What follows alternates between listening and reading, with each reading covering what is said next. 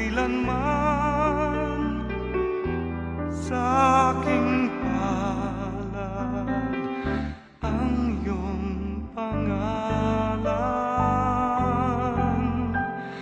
Malilimutan ba ng ina ang anak na galing sa kanya?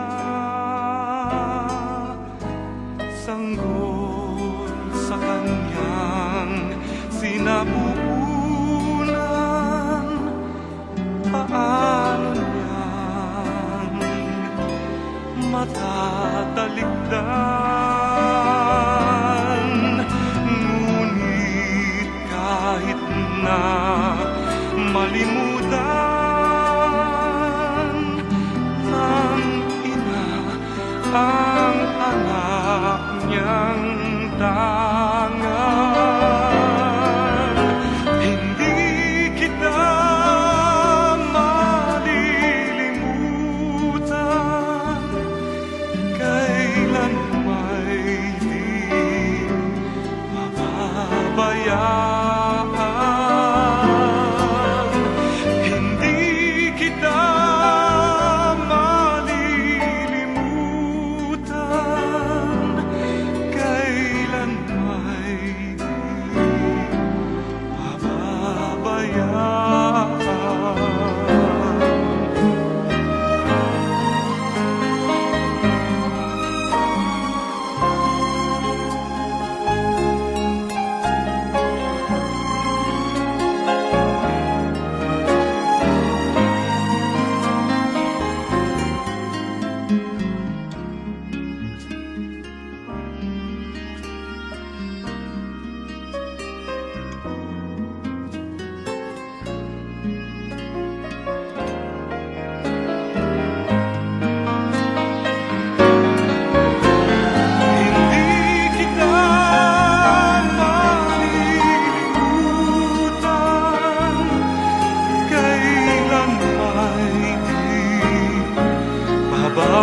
Pabayaan, hindi kita malilimutan, kailan may di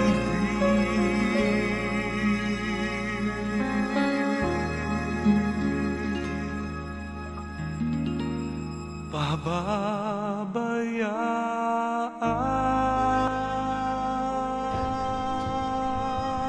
Magandang gabi po sa inyong lahat. Maraming pong salamat sa pagtanggap po sa aming mag-iingat ito. Madiyos, siyam na taon tayo hindi nagkikita. Siyam na taon tayong magkahiwalay. Pero pag nauwi ka sa amin, alam mo naman ang pagtingin namin mag-iina sa iyo. Malayo ka pa lang, nakahanda ng pagkain. Ganun ka namin pinahalagahan. Sana gabayan mo ang ating mga anak na makatapos sa pag-aaral. Sana mabubuo na ang ating pamilya. Inaantay ko lamang makagraduate ang ating anak. Aba hindi, pupunta na kami dito para mabuo uli ang ating pamilya, pero hindi mo na kami nahintay. Lahat naman ibinigay ko sa inyo. Sabi mo nung ikay mag-aasawa na maalam ka sa akin. Oo, yan ka masaya. Ibinigay ko yun. Pero kahit may asawa ka na, pag nauwi ka na, andun pa rin. Hindi tayo nag-aaway. Para tayong isang pamilya pa rin na magkaibigan lamang. Sana gabayan mo ang ating mga anak dahil kailangan ko ng mahigpit na tulong ngayon. Gusto ko silang makatapos. Kaya kami paparito, gusto ko makapag-aral sila dahil yun lamang ang maipamana ko sa iyo. Sana manahimik ka na. Gabayan mo na lang kami. Salamat.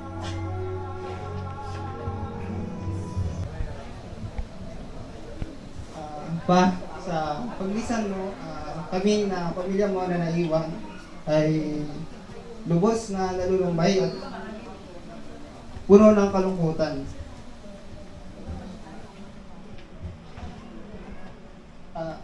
Walang salita o walang bilang na patak ng mga luha ang makapaglalarawan ng aming kalungkutan na nadarama ngayong gabi.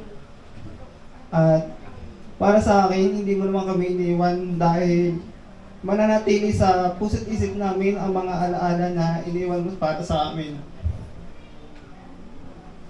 At habang kami ay nagdadalumhati sa gabing ito, ako ay nagpapasalamat dahil sa bawat sandali ng iyong buhay ay isinalang-alang mo para sa akin. Magpahinga ka na at sana maging masaya ka sa paglalakbay mo. Yun lamang po. Maraming salamat. Ating mga lolo't lola, huwag po kayo mag-alala. Millennial na po ngayon, ano, kahit saan po ninyo balik-balik ta rin yung Biblia, wala po roong masama sa salamat na sinasabi. Ano po? Sinatawagan natin si Kuya Ale, si Ate. Halika, Ate. Pa, naiya mo. Hindi mo man lang kami inintay na makarating dito. Hindi mo man lang inintay na makagraduate muna ako bago mo kami iwan. Hindi mo man lang kami kinasama bago mo iwan na. Nagpapasalamat po ako sa lahat na binigay mo sa akin kasi alam kong ako ang paborito mong anak kasi halos lahat ng hingin ko, halos lahat ng gustuhin ko. Kahit barya lang yung pera mo, papakuha mo pa sa bag mo para lang ibigay sa akin. Nagpapasalamat po ako kasi kahit ang dami kong lapses bilang anak mo, pinakita mo po yung pagmamahal sa akin kahit mas matagal na panahon tayong hindi nagkasama. Pero pag nagkakasama po tayo, binibigay mo po yung pagmamahal na dapat binibigay ng isang ama sa akin. Hindi ko po alam kung paano ako makakabawi sa'yo kasi wala ka na. Kasi alam mo naman na nung umalis ako dito, hindi talaga tayo ayos. Pero tanging may pangako ko lang po sa'yo na wala ka na. Igagalang ko si Mama at magtatapos po talaga ako ng pag-aaral para sa inyo. Mahal na mahal po kita kahit na kala nung iba, hindi, kahit hindi nila ramdam. Pero alam ko, ramdam na ramdam mo po. Mahal na mahal po kita at ang sakit po ng pagkawala mo kasi hindi mo lang tayo nagkausap ng ayos. Hindi mo lang tayo nag-ayos. Alam mo naman po kung yung pinag-awayan natin pero okay na po sa akin yun. Mahal na mahal po kita. Yan lang po. Hello.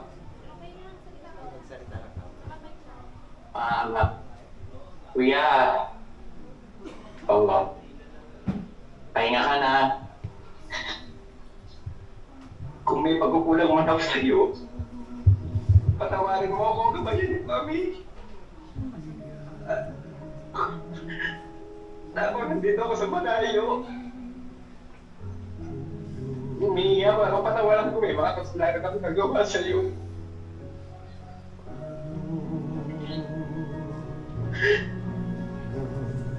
Gustuin ko ba umuwi pero di ako pwede pauwi dahil nga pauwi ko lang alam mo naman yun. Pero siguro yung muling pag-uwi ko, yun lang siguro yung tinakla na para makita tayo, magkausap.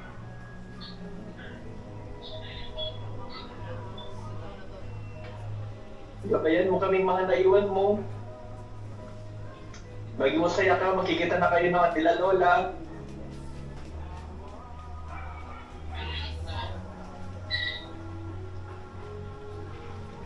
Wala din ako magawa na nandito ako, gustuin ko man, pero mahirap talaga.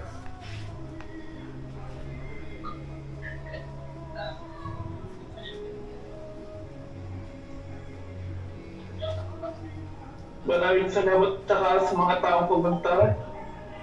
Nagbigay ng oras.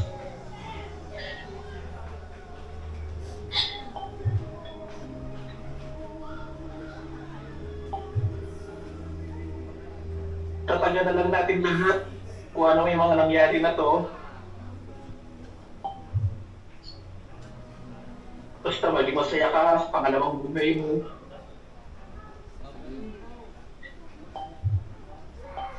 lalo na yung mga anak mo, ibayan mo. Alam ko nandiyan ka lang sa paligid, nakamasin, naging masaya ka sa tutunguhan mo. Lalakasan ng natin yung ating mga panatalang sa Panginoon. Okay? Sige na, pahinga ka lahat. Salamat sa lahat, patawarin mo ako.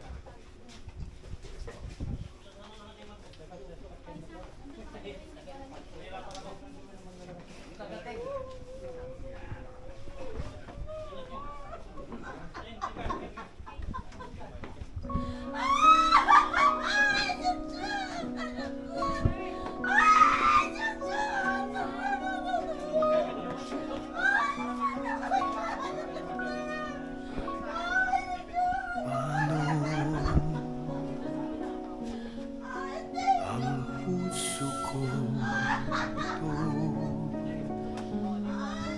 ngayon lumisan ka sa buhay ko.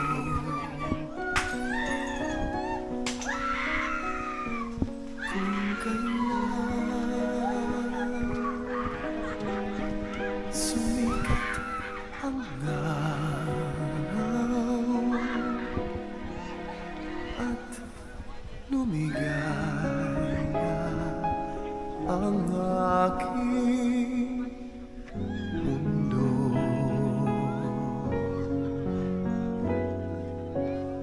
Paano ng mga bukas ko ngayon wala ka na sa piling ko? Paano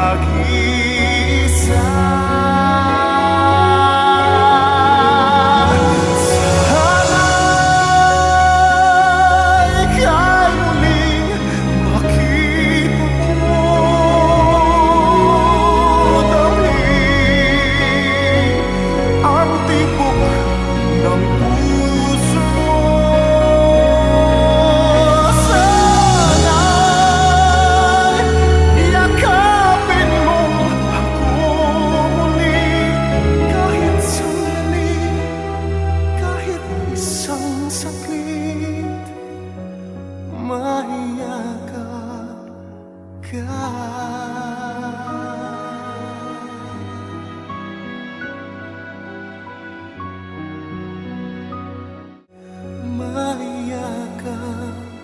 ka.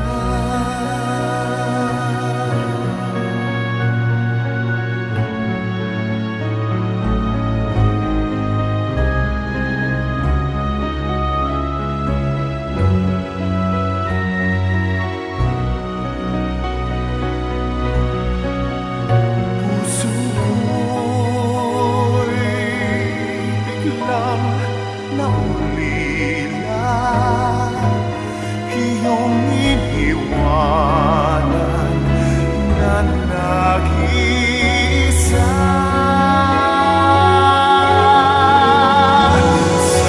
Sana'y ika'y muling makita ko, damhin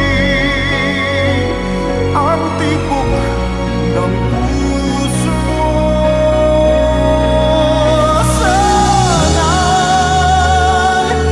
yakapin mo ako muli, kahit sandali, kahit isang saglit, mayakap ka.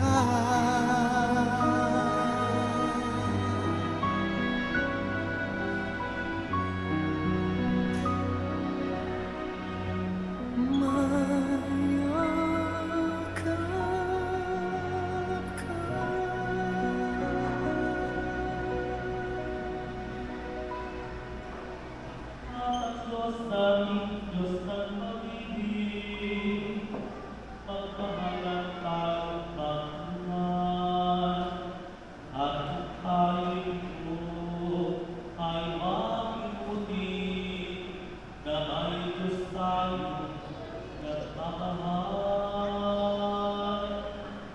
Sinabi sa ating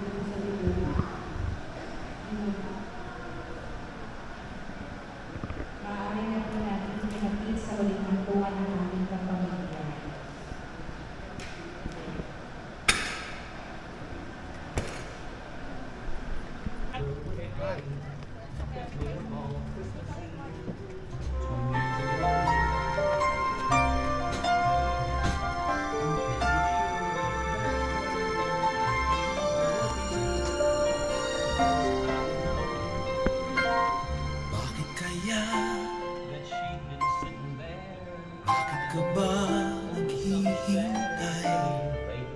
Nahimukin pa, pilitin ka ng tadhana. Alam mo na kung bakit nagkakaganyan. Lumulutang, nasasayang ang buhay mo at ang ibinubulong ng iyong puso. Natutulog ba ang Diyos? Natutulog ba?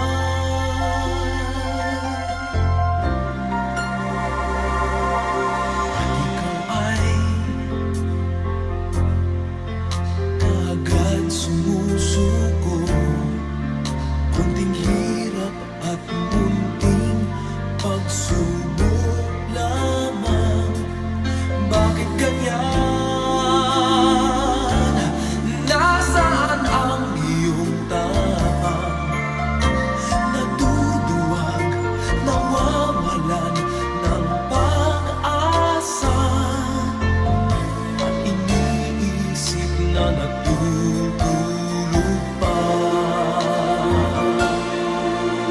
Natutulog ba ang Diyos? Natutulog ba?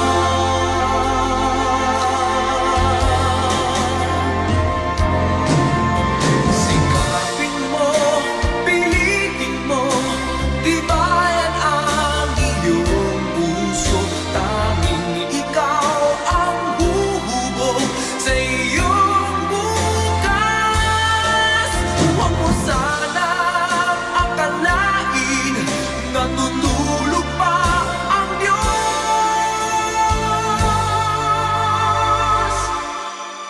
Ang buhay mo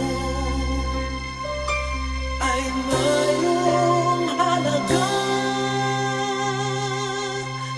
sa Kanya.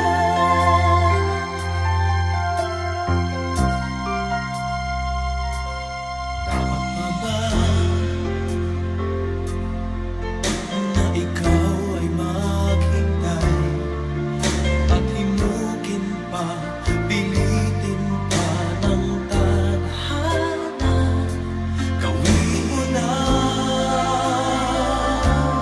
kung ano ang nararapat. Magsikap ka at magtiwala sa may kapal. Nakahanda ang Diyos umalalay sa'yo. Hinihintay ka lang, kaibigan. Sikapin mo, pilitin mo, tibayan ang iyong puso. Tanging ikaw ang huhubog sa iyong bukas. Huwag mo sanang akalain natutulog pa ang Diyos.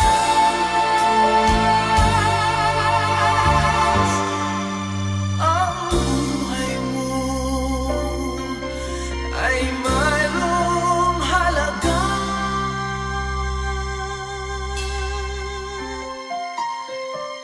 sa Kanya.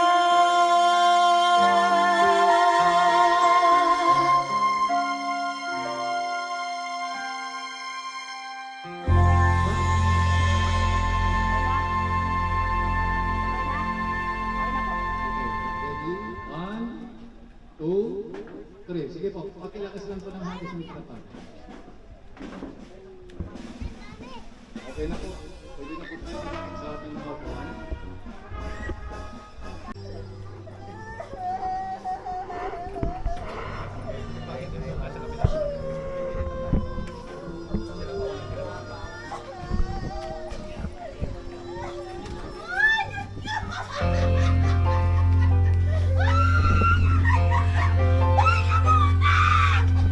Dahil ka muna!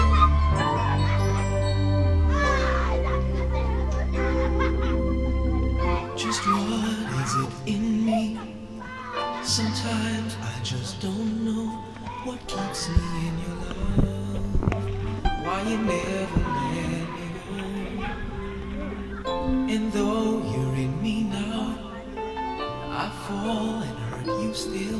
My Lord, please show me love to know just how you feel.